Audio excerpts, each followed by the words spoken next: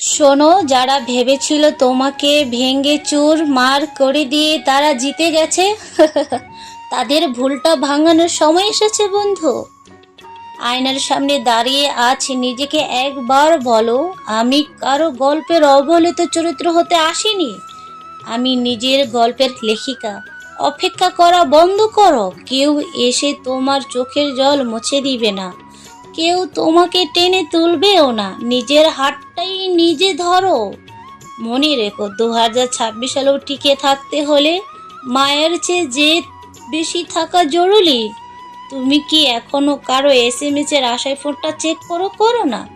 তার চেয়ে বরং নিজেকে একটু বেশি ভালোবাসতে শেখো।